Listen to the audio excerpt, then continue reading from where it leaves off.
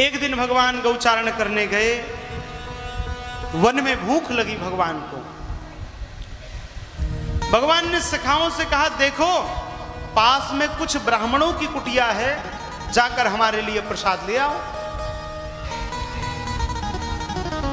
ग्वालवाल गए, ब्राह्मणों से कहा, जो ब्राह्मण स्वाहा स्वाहा स्वाहा स्वाहा कर रहे थे, चतुर्भिश्च द्वाभ्याम पंचभिरेव च हूयते च पुनर्द्वाभ्याम तस्मै होमात्मने नमः। परमात्मा के लिए अग्नि में स्वाहा कर रहे थे। ग्वाल वालों ने कहा कि भगवान वन में आए हैं, कन्हैया वन में आए हैं, भूख लगी है, कुछ खाने को दो। पंडित जी ने तो अपने यज्ञ के आगे कुछ देखा नहीं। ग्वाल वाल लौट गए और जाकर कन्हैया से बताया, कन्हैया हमने कहा तो, लेकिन पंडित जी ने ध्यान नहीं दिया। भगवान ने कहा, मूर्खो तुमने उनसे क्यों कहा? अरे कहना है तो जाकर यज्ञ पत्नियों से कहो, ब्राह्मण पत्नियों से कहो। माताओं में प्रेम होता है, पवाने की कला तो माताओं के पास है। जब गए और ग्वाल वालों ने यज्ञ पत्नियों से कहा, यज्ञ पत्नियां विधिवत भोग बनाकर लेकर आती हैं और भगवान को जंगल में पवाती हैं। श्यामं हिरण्य परिधिम वनमाल्य बरह धातु प्रवाल नटवेश मनुव्रतांसे विन्यस्त हस्तमितरेण धुनानमब्जम कर्णोत्पलालक कपोल मुखाब्जहासम। अनुव्रता राधा जी के साथ भगवान राधा जी के कंधे पर हाथ देकर, कैसा स्वरूप है भगवान का। भगवान त्रिभंगी खड़े हुए हैं और भगवान ने एक हाथ से बंसी पकड़ी है और दूसरा हाथ राधा जी के कंधे पर है। उस हाथ में कमल है, भगवान कमल को हिला रहे हैं, गोल गोल घुमा रहे हैं। यज्ञ पत्नियों ने भगवान के दर्शन किए और फिर ब्राह्मणों को भी अपने ऊपर पछतावा हुआ, अपने भाग्य पर पछतावा हुआ। ब्राह्मण भी आकर के भगवान के दर्शन करते हैं। इधर दीपावली का दिन आया। अब दीपावली के दिन तो महाराज यशोदा मैया सवेरे से ही भिन्न भिन्न पकवान बनाने में लग गई हैं। भगवान गौचारण करके आए। भगवान ने पूछा, मैया क्या बन रहा है? मैया ने कहा, 56 भोग बन रहा है। 56 भोग बन रहा है। भगवान ने कहा, लाओ जरा चख के देखें। मैया ने कहा, लाला ये तुम्हें नहीं मिल सकता अभी। क्यों? अरे देवराज इंद्र की पूजा के लिए बन रहा है, पहले इंद्र को भोग लगेगा तब तुम्हें मिलेगा। भगवान ने कहा, इंद्र की पूजा क्यों? मैया ने कहा, देख भैया हमारे बाबूजी ने इतना हमें नहीं पढ़ाया है, जाओ और अपने पिता नंद बाबा से पूछो जो पूछना हो। भगवान नंद बाबा के पास गए, पूछा इंद्र की पूजा क्यों? तो नंद बाबा ने कहा, देखो इंद्र सभी देवताओं के स्वामी हैं, वरुण देव भी उनके अधीन हैं। इंद्र प्रसन्न होते हैं तो वरुण देव को आज्ञा करते, वरुण देव अच्छी वर्षा करते हैं जिससे हमारे यहाँ अच्छी फसल होती है। अच्छी फसल होती है तो हमारे यहाँ साल भर जीवन व्यतीत करने के लिए, पूरा वर्ष व्यतीत करने के लिए धन धान्य हमें प्राप्त हो जाता है। भगवान ने कहा, सुनो ये वर्षा इंद्र थोड़ी करते हैं, इंद्र थोड़ी वर्षा करते हैं, वर्षा तो गिरिराज जी पर खड़े ये वृक्ष करते हैं। ये वृक्ष बादल खींच कर ले आते हैं और बादल ब्रजमंडल में आते हैं तो वर्षा हो जाती है। देखो हमारे वैज्ञानिक आज कह रहे हैं पेड़ लगाओ जीवन पाओ, पेड़ लगाओ पानी पाओ, और भगवान आज से 5,500 साल पहले कह रहे हैं कि वर्षा इंद्र के कारण नहीं, इन वृक्षों के कारण हो रही, पेड़ों के नाते हो रही। अपनी संस्कृति पर, अपने धर्म पर गौरव करते रहिए, गौरव करिए। आज लोग हमें सहिष्णुता सिखाते हैं। अरे भैया, पानी को भगवान हमने माना गंगा जी के रूप में, पेड़ को भगवान हमने माना अक्षय वट के रूप में, पीपल के रूप में, पशु को भगवान हमने माना गजराज और गौमाता के रूप में, पर्वत को पहाड़ भगवान हमने माना गोवर्धन और कामतानाथ जी के रूप में, पृथ्वी को हमने देवता माना, जल को हमने देवता माना। भगवान के प्रत्येक घटक में हमने जीव के भगवान के दर्शन किए हैं। सृष्टि के कण कण में भगवान विद्यमान है। इसलिए गोस्वामी जी कहते हैं, सी राम मैं सब जग जानी, करऊं प्रणाम जोरि जुग पानी। भगवान ने कहा, कर्मणा जायते जंतु कर्मणैव विलीयते, सुखम दुखम भयम क्षेमम कर्मणैवा विपद्यते। जीव को सब कुछ अपने कर्म के अनुसार प्राप्त होता है। इसलिए पिताजी, पूजा करनी है तो गिरिराज जी की पूजा करो। अब महाराज, कार्तिक शुक्ल पक्ष की प्रतिपदा आई, जिस दिन हम गोवर्धन पूजा करते हैं।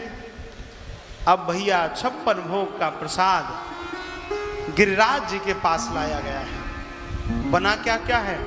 तो कहा कि खुरचन है खीर, मोहन खीर, सामा खुरमी खीर, खजला जलेबी कला कंद बालू शाही है। ए भैया, मुंह में पानी मत ले आना भाई, केवल सुनना है सबको। कि खुरचन है खीर, मोहन खीर, सामा खुरमी खीर, खजला जलेबी कला कंद बालू शाही है। मोहन थार मेवा बाटी मठरी मसूर पाक, एक रसगुल्ला संग रबड़ी सुहाई है। कि भुजिया नमकीन सेव गठिया सकल पारे, गुजिया समोसा पापड़ पकौड़ी बनाई है। अरे मधुप श्याम नंद बाबा यशोदा सब सामग्री, लेकर गिरिराज आज भोग में धराई है, लेकर गिरिराज आज भोग में धराई। अब महाराज सारी सामग्री गिरिराज जी की तलहटी में आई, सब सामग्री रखी गई। अब भगवान ने कहा, सुनो, पहले गिरिराज जी को स्नान तो कराओ। 7 कोस लंबे चौड़े गिरिराज जी। अब पूरे ब्रजवासी लेकर बाल्टी भर भर के जल ले आए और डाल रहे हैं। सवेरे से शाम होने को आई, तब मधुमंगल ने कहा, कन्हैया तेरे गिरिराज जी को स्नान कराना बड़ा कठिन है। क्यों? सवेरे से शाम हो गई और अभी तक नाखून भी गीला नहीं हुआ है। भगवान ने कहा, चिंता मत करो, नेत्र बंद करो। और नेत्र बंद कर दिया तो महाराज उसी समय भगवान ने मानसी गंगा को प्रकट कर दिया, मानसी गंगा को प्रकट किया। अब मानसी गंगा प्रकट हुई, भगवान ने स्नान कराया और फिर भोग लगाया है गोवर्धन महाराज को।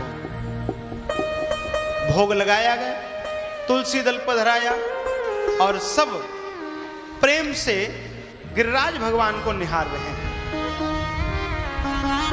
भगवान ने कहा, सुनो, ऐसे देखते रहोगे तो गिरिराज भगवान हमारे शर्मा आ जाएंगे, संकोच लगता है भगवान को। सुनो, गिरिराज भगवान पार हैं, तब तक हम लोग परिक्रमा कर लेते हैं गिरिराज जी की। सबने कहा, ये बात ठीक है।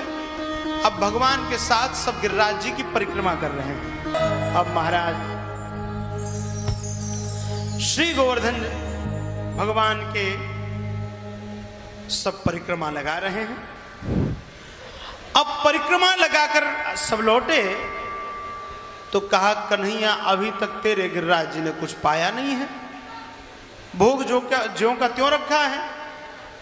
तब कन्हैया ने कहा, देखो भैया, अब तुम प्रेम के साथ भोग लगाओ। फिर प्रेम से जब प्रार्थना की तो कृष्णस्त्वन्यतमं रूपम गोप वृक्षम भणम गतः शैलोस्मि इति ब्रुवन् बलिमादद् बृहद् बपुः। अब सब प्रार्थना कर रहे हैं प्रसाद के लिए। तो देखते ही देखते कन्हैया जैसा ही स्वरूप गिरिराज जी के ऊपर प्रकट हो गया। कृष्ण स्तन्यतमम रूपम, कृष्ण भगवान जैसा ही रूप प्रकट हो गया। बलिमादत बृहद बपुः, विकराल स्वरूप है, बड़ा स्वरूप। और कह दिया शैलोस्मि इति ब्रुवन, देखो आज मैं गिरिराज प्रकट हो गया हूं, लाओ ब्रजवासियों, लाओ ब्रजवासियों। अब तो महाराज बैलगाड़ी भर भर के पूड़ी आए और गिरिराज महाराज पाना शुरू कर दिए। लाओ ब्रजवासियों, खीर का डोला भगवान पीने लगे। अब मधुमंगल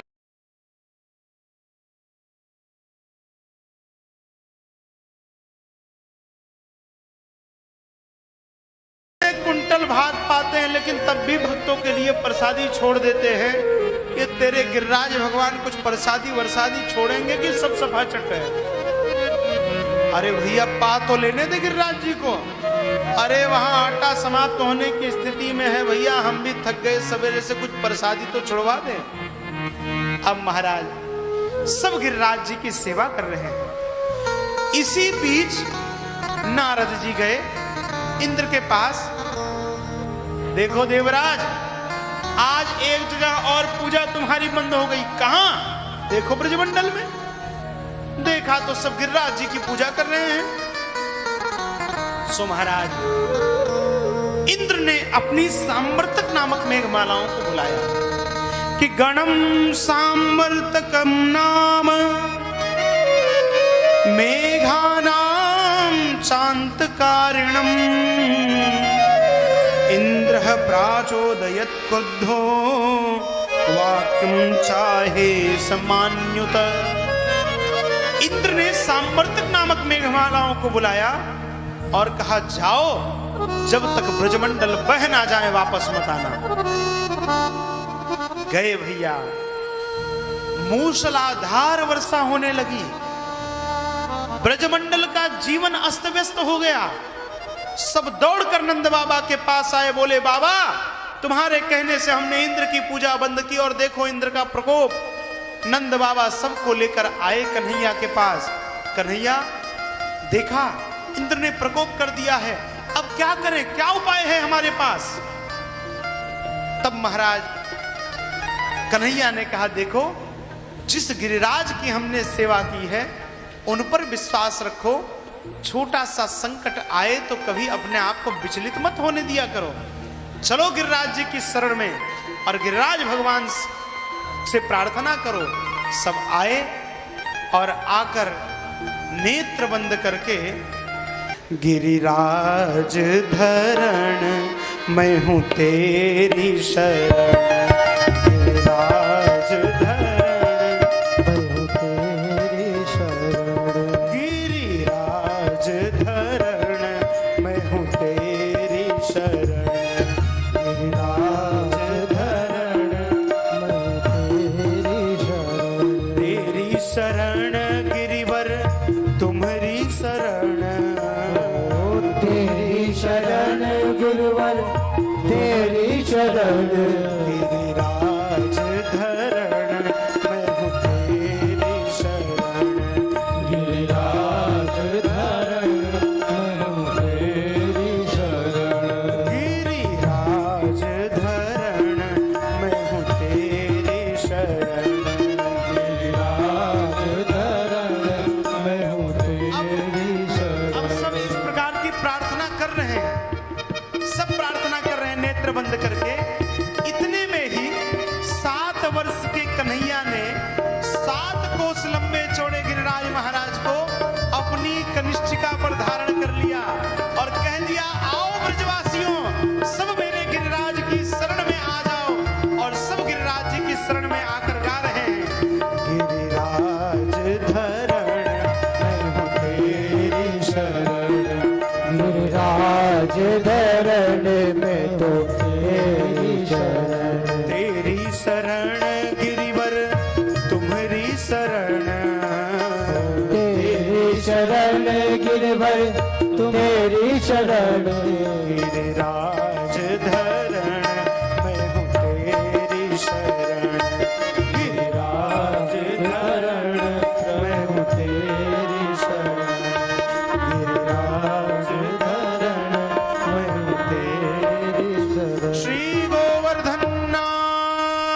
की जय। 7 वर्ष के कन्हैया ने 7 कोस लंबे चौड़े गिरिराज जी को अपनी कनिष्ठिका पर धारण कर लिया है। सब ब्रजवासी गिरिराज जी के भीतर आए, सबने अपनी अपनी लठियां लगा दी, सबने अपनी अपनी लाठी लगा दी। होते होते 5 दिन बीत गए। 5 दिन ग्वाल वालों ने कन्हैया से कहा, कन्हैया 5 दिन हो गए दिन रात तुम्हें जगते हुए, ऐसा करो थोड़ी देर सो लो, हम तो उठाए हैं गिरिराज जी को। भगवान ने कहा, देखो गिरिराज जी को हमने उठाया है, हम सो गए तो सब सो जाओगे, चटनी बन जाओगे सबके सब। लोगों ने कहा, लगता है कन्हैया 5 दिन से सोया नहीं तो इसकी बुद्धि काम नहीं कर रही। अरे तूने गिरिराज जी को उठा रखा है। कन्हैया ने कहा, हम ही ने तो उठा रखा है। ग्वाल वालों ने कहा, लाला हम सबने लठिया लगाई है तब गिरिराज जी उठे, ऐसे थोड़ी उठे हैं। भगवान ने कहा, कोई बात नहीं। और भगवान ने धीरे से अपनी उंगली नीचे की, सो महाराज चट चट करती हुई सबकी लठिया टूट गई। अरे बचा कन्हैया, बचा बचा कन्हैया बचा। भगवान ने फिर से उंगली लगाई, गिरिराज जी को उठा लिया। इत्युक्तैकेन हस्तेन कृत्वा गोवर्धनाचलम दधार लीलया कृष्ण छत्रकामिव बालकः। जैसे कोई बालक छत्रक कहते हैं मशरूम को, जैसे कोई बालक मशरूम को ले लेता है, वैसे ही भगवान गिरिराज जी को लेकर खड़े हैं। अब भैया सब टेढ़ी दृष्टि करके कन्हैया को देखें, कन्हैया इतना बल कहां से आ गया। तो भगवान ने कहा कि कछु माखन को बल बढ़्यो, कछु देवन करी सहाय, श्री राधे जू की कृपा सो मैंने गिरिवर लियो उठाए। कुछ तो माखन का बल बढ़ा। गोपियों ने कहा, चलो कहीं तो काम आया माखन हमारा। अच्छा हुआ कन्हैया तुम माखन चोरी करते थे। अब गोपियां कह रही हैं सासुओं से, देखो माखन खिलाया था तो आज जान बची है सबकी।